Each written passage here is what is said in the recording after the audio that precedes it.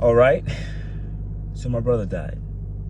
Let's jump in the video. Let's talk about it. So about a little over 24 hours ago, my brother had passed away from stage 4 pancreatic cancer. Now, when I started a couple of these videos, I only gave maybe a weekly update. So that means about 4 weeks since I started this, my brother is no longer here with me. Just give me 10 seconds to give some silence to my brother.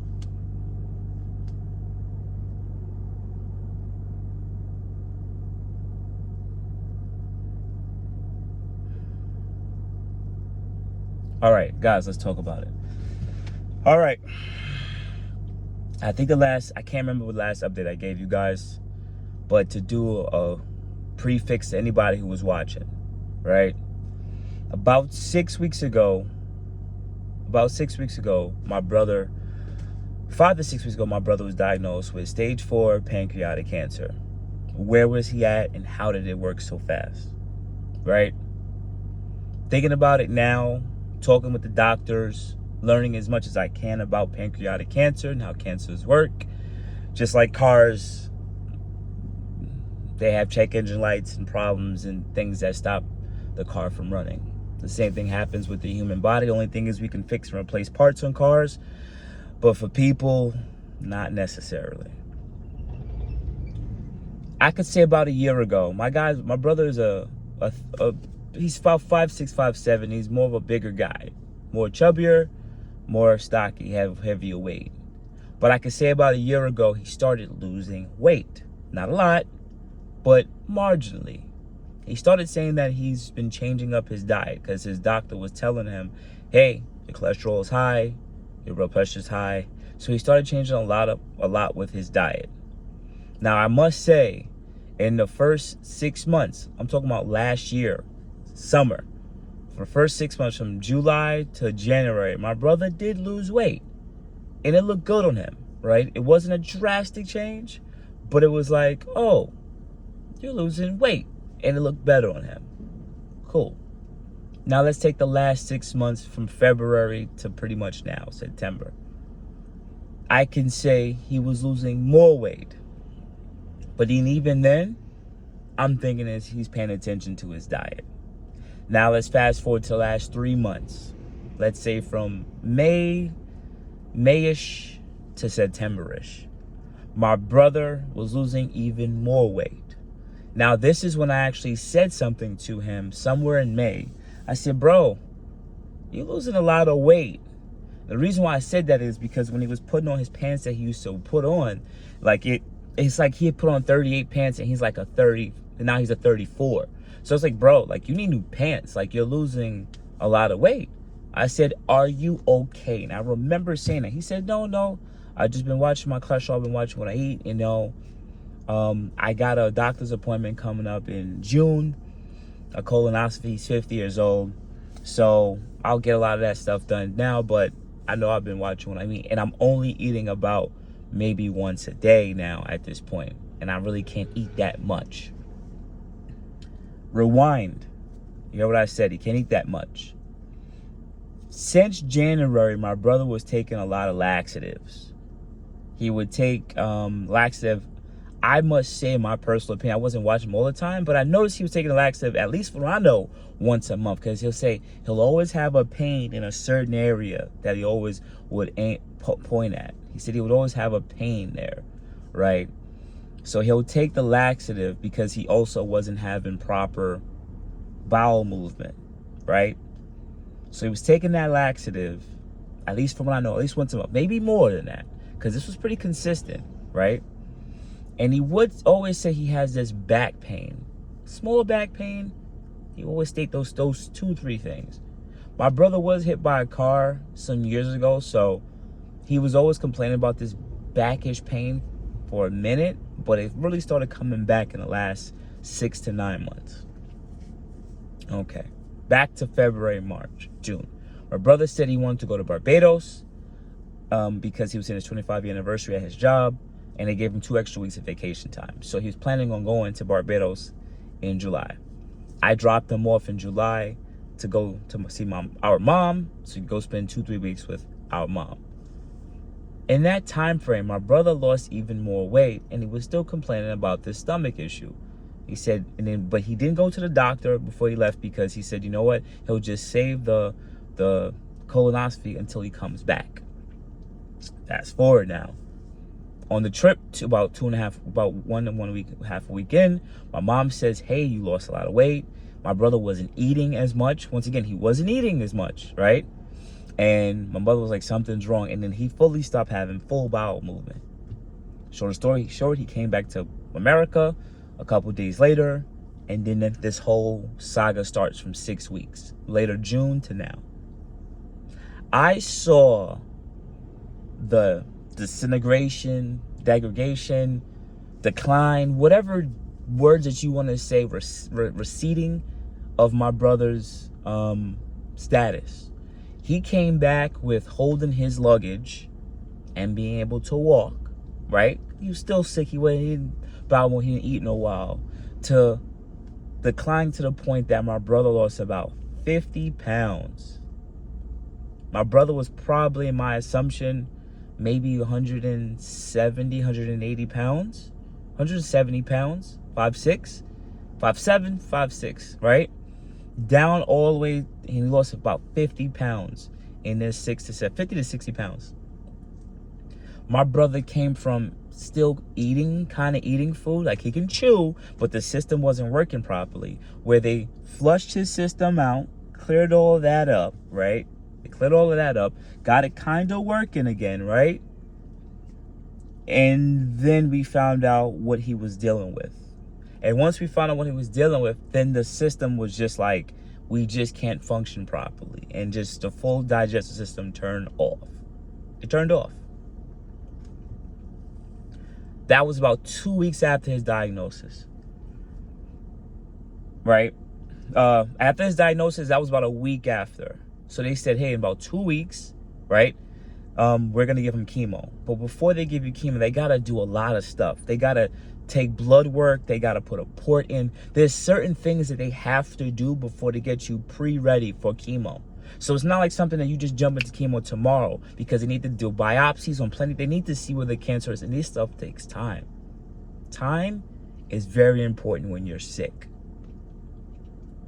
So from that date of, I would say, about a Wednesday, Thursday, we found out we were coming the 2 weeks later on a Tuesday, because he had to get so much stuff done within the next 2 weeks.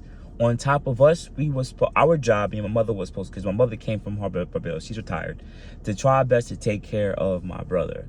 So we tried to make sure he eats, he's hydrated. And in those 2 weeks from his diagnosis, where he can technically walk, right? It came from, hey, I could still walk, I could still kind of do things on my own, to I'm in excruciating pain.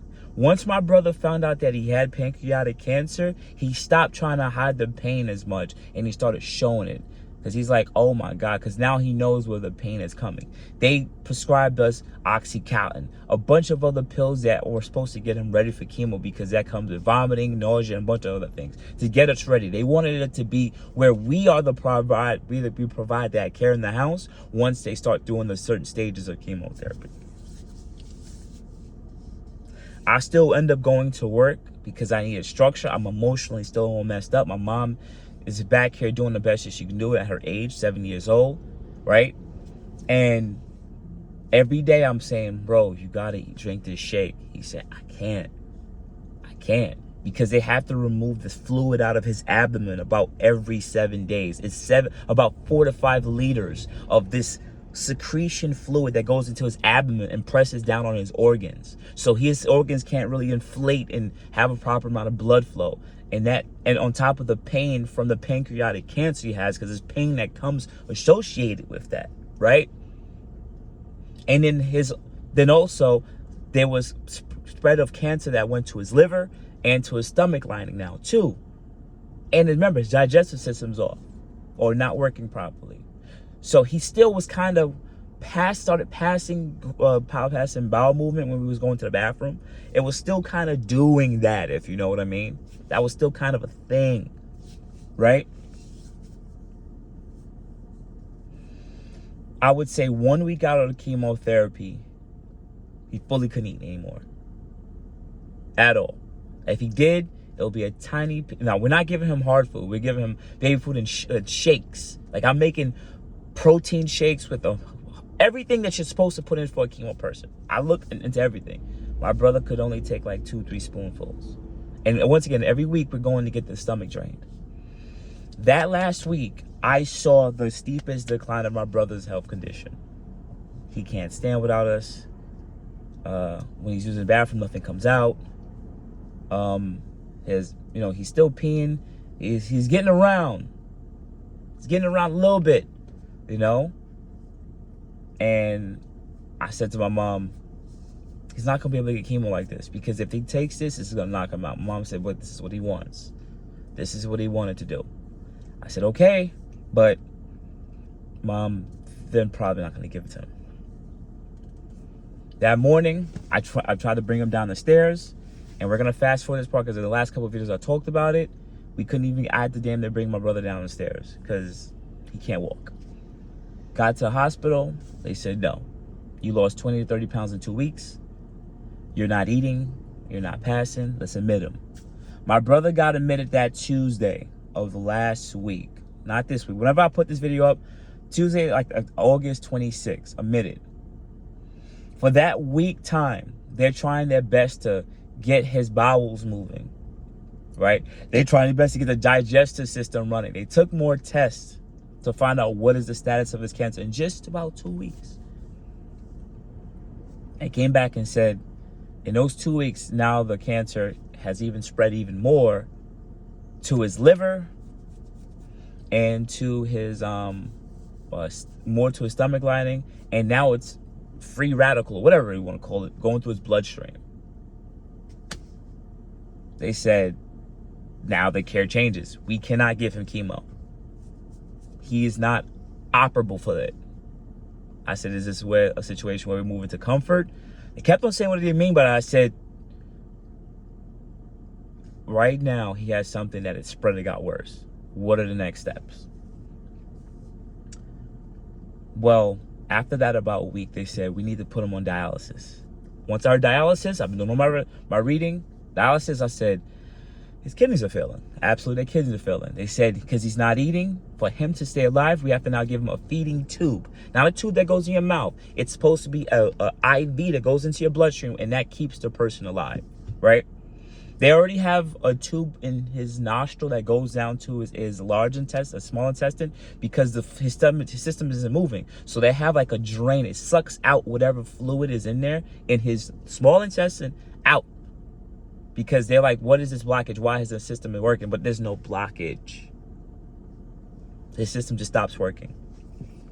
So because it stopped working, whatever is in there will come out his mouth.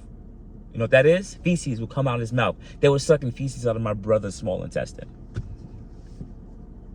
My brother could still talk. He's not asleep. He's not like, he just got a bunch of stuff connected to him and that too. That was this week, Tuesday. Now, so 1 week later, we can't do chemo now. His kidneys are failing. We're going to put him on dialysis. 2 days later, Thursday, from Tuesday, they tried to do dialysis. His blood pressure is just dropping too low because his body isn't developing the blood cells. It's getting the proper amount of electrolytes in the IV, the regular liquid IV, but he hasn't eaten food. Hasn't had food in about almost 2 to 3 weeks, right? And he's losing more weight. My brother's still aware. He's still talking. He's still moving around in the bed.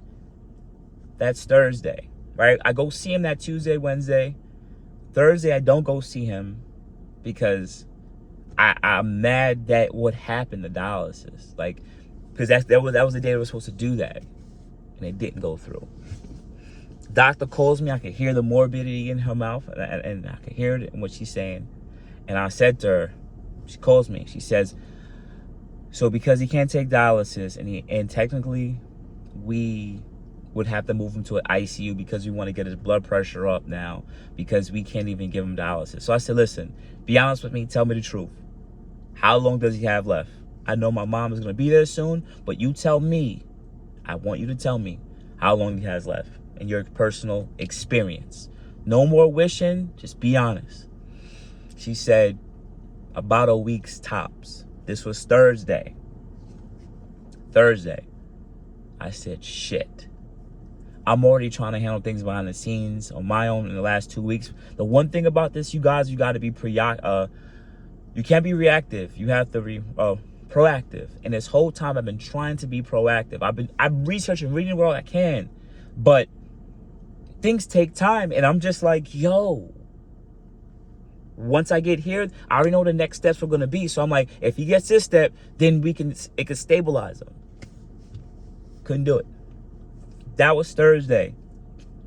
Spoke to my brother on the phone that day. My mom was there. My brother calls me. He says he's ready to go. I said, bro, on the phone, bro, you're not going. I can hear it in your voice. You got a lot of energy. Listen, bro, no. He said, listen, man, I'm in a lot of pain. I really got to use a number 2. And they telling him, you didn't use number 2. He did go to the bathroom. He did pass, like, the stuff out of his system. So he's like, oh, okay, because the thing is when your kidneys start to fail, you start getting loopy because the blood is starting to toxify, right? The kidneys are used to filter out everything in your blood. My mom comes home that day. She's very sad. I say to her, Mom, yep. They stated that in the morning they want us to come to talk about moving him into hospice. Hospice is pretty much, we know he's going to pass away, so let's make it comfortable for him. I said, okay, cool. We spoke about it. At 3:42 in the morning, Friday morning, I already called out of work because I had to, I know I had to go to the hospital. 3:42 morning, I get a phone call. You get the idea. I get the phone call. That phone call that it rang, I fell back to sleep because I've been getting so much call from numbers I don't know. I'm like, I don't know, this person called me 3:42. I hang it, they called me again. When I saw it call me again, I said, this is my brother. I know my mom took his phone, so I'm thinking maybe he might have asked to call us. Maybe it's a situation where they're saying he's slipping or something. And I heard it in that doctor's mouth, the nurse's mouth. And I've heard that doctor speak before. I heard it in the doctor's mouth. That doctor sat there and said, it was like, RN was like, are you sitting down? I said, I'm laying down. I said, it's my brother, isn't it? He's passed. And he said, yes, he's passed. And I said, oh my God. And the guy's just saying sorry. He said, listen, this wasn't a fight we had to do. He just literally passed. He said everything was okay. Then all his levels just dropped to 0, got really low very fast, and then dropped to 0. Here's the thing. We already told him, don't resuscitate. We already had a conversation with it. If he slips, don't resuscitate. Because my brother said he wanted to go. And my brother went. I'm not going to cry on YouTube video. I've been told that I've been strong so long in my life. And I've looked after so much people. And I cared about so much people around me. And anyone who's watching knows that I applied it to my other YouTube videos. And the people who know me in my personal life know that I care about them. And the people who know me on Instagram know that I care about them. No matter if it's just some troll on social media to anybody I know in real life, they know I care about them. I care about them more than they care about themselves. And in that moment, it was tough. Because you want to know why? My mother's here. I now have to go wake my mother up at 3 o'clock in the morning to tell her that her first son has passed away. Whew. And I did. That was hard. It took me 5 to 6 minutes to get my mental together for what comes next. Let's just say, if you ever lost a loved one, times that by 10. Or 20 or 25. Luckily, my mother's ex-boyfriend or friend is here, as I asked him to support her through this time. And he was here and he helped me relax her. And from then on, I'll make a second video talking about it. The last 24 hours of just what has been going on has been crazy. But all I gotta say is my brother passed away from pancreatic cancer. And I gotta say, it is fast. You don't have time to enjoy whatever you're supposed to have with them. You do not have time when it comes to a cancer that moves so rapid. The thing about other cancers, you got time. A lot of other cancers, the most common ones, you got time. These cancers do not give you time. Pancreatic cancer. Because by the time you see it, it is stage 4. It is at its full. It's already going 160 miles an hour. And you're starting from your garage. Auto starting your car. You're not going to catch it. Unless some cop pulls it over and gives it a speeding ticket. And you get time to get yourself together and get on the highway and start and just go as fast as you can to catch up. It's the only way. Only way. In all honesty, man, I said this before to my friends and family that's closest to me. I said, I know a storm is coming, and that no matter how, I can't let go of the helm of the storm. I got to keep steering the ship. And no matter what I do, I got to get through this shit. And I kept on doing whatever I can do during that time to try to get through, waiting for this storm to come. I'm protecting my mother and I'm protecting my brother. And no matter what, at the end of this storm, my brother's not going to be there. Now that I'm here, I woke up this morning and I realized there's one thing. I'm thinking that I'm waiting for the storm to goddamn come. Here's the harsh reality. I was already in it.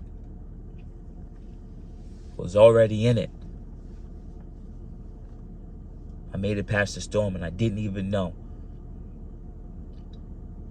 So in the second video or third, whatever next video, I'll talk about some of the stuff that I'm doing to get through. I'm talking about some of the things you have to do when someone passes away. No matter if they just they pass away. And I'll just speak a little bit more about my feelings. This is part of my therapy. I already have a therapist. But I'll speak a little bit more about that. But other than that, you have a good morning, good afternoon, good night. I really appreciate you always banging with your boy Boost. As I told some of my closest friends, yo, just hug your family a little bit closer. Because they're seeing it. They've been through what they've been through with their lives, but they've never seen an experience where someone leaves as fast as they left from this. People leave from heart attacks and strokes. They just come out of nowhere and you don't have the time to say goodbye. People get diagnosed with things where you have 6 months, 9 months to a year to live and there's a fight. This is that small gray area where it's like they're there with you, but the time is so fleeting that you don't have the mentality to even say your final goodbyes because you're just trying to make sure that the next thing could go into play. And we never got that chance. We never made it to step 1. Step 1. Never got there. I appreciate you guys for listening. You have a good day. Thank you.